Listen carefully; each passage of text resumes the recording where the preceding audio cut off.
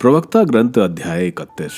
धन के कारण अनिद्रा मनुष्य को छिजाती है। संपत्ति की चिंता मनुष्य को सोने नहीं देती। जीविका की चिंता आंख लगने नहीं देती। जिस प्रकार भारी रोग निद्रा हर लेती है, धनी संपत्ति एकत्र करने में परिश्रम करता और यदि विश्राम करता तो भोग विलास में डूब जाता है। दरिद्र जीवन निर्वाह के लिए परिश्रम करता और यदि विश्राम करता तो तंग हाल हो जाता है। जिसे सोने का मोह होता है वह धार्मिक नहीं रह पाता और जो लाभ के पीछे पड़ता वह पथ भ्रष्ट हो जाएगा। सोने के कारण अनेकों का पतन हो गया और उनका अचानक विनाश हुआ है। जो सोने के लालची हैं वह उनके लिए फंदा बनता है। बहुत से मूर्ख उसमें फंस जाते हैं। धन्य है वह धनवान जो निर्दोष रह गया और सोने के पीछे नहीं दौड़ा। वह कौन है, हम उसे धन्य कहेंगे, क्योंकि उसने अपने लोगों के बीच प्रशंसनीय आचरण किया। जो उस परीक्षा में निर्दोष सिद्ध हुआ उसे सदा बना रखने वाला यश प्राप्त होगा।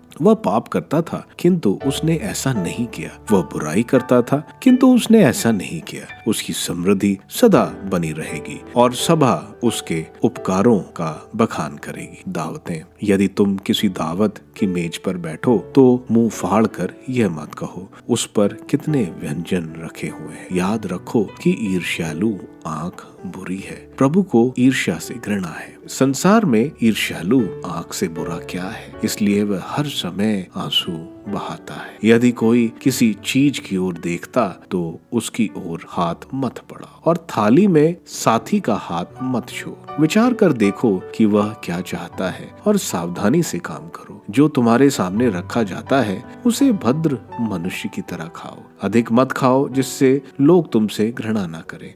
शिष्टाचार के लिए सबसे पहले खाना बंद करो। पेटू मत बनो, लोग इसका बुरा मानते हैं। यदि तुम अनेक लोगों के साथ खाने पर बैठो तो सबसे पहले हाथ मत बढ़ाओ। भद्र मनुष्य कम से कम संतोष पाता है, इस प्रकार वह आराम से सो जाता है। जो अधिक खाता है वह नहीं सो पाता और उसके अपचन और पेट का दर्द होता है। परिमित भोजन के बाद अच्छी नींद आती और सुबह उठने पर मन में ताजगी रहती है। यदि तुमको अधिक खाने के लिए बाध्य किया गया हो तो उठकर वमन करो और तुम्हारा जी हल्का होगा।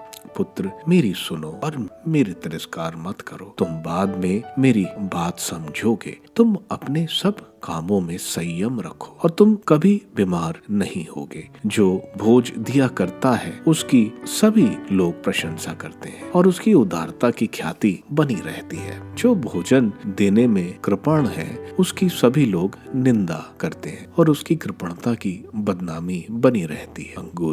अंगूरी पीने में अपनी वीरता का प्रदर्शन मत करो, क्योंकि अंगूरी ने बहुतों का विनाश किया। भट्टी इस्पात के उत्कर्ष की परीक्षा लेती है। इसी प्रकार जब घमंडी झगड़ते हैं तो अंगूरी हृदय की परीक्षा लेती है। जो व्यक्ति संयम से पीता है उसके लिए अंगूरी जीवन जैसी है। जिसके पास अंगूरी नहीं उसे जीवन से क्या लाभ। मृत्यु ही हम मनुष्यों को जीवन से वंचित करती है। नशे के लिए नहीं बल्कि आनंद के लिए प्रारंभ से अंगूरी की सृष्टि हुई है। अवसर के अनुसार संयम से पी गई अंगूरी हृदय को उल्लास और आत्मा को आनंद प्रदान करती है। जो व्यक्ति संयम से अंगूरी पीता है वह तन मन से स्वस्थ रहता है। जो व्यक्ति अनसमय से अंगूरी पीता है वह क्रोध एवं झगड़ा किया करता और उसकी आत्मा कटुता से भर जाती है। नशा मूर्ख का क्रोध भड़काता और उसे हानि पहुंचाता है। वह उसकी शक्ति घटाता और उसके घाव बढ़ाता है। अंगूरी पीते समय अपने पड़ोसी को मत धिक्कारो और जब वह आनंदित हो जाता तो उसका तिरस्कार मत करो। तुम उसे मत डांटो और अपने प्रश्नों में उसे तंग मत करो।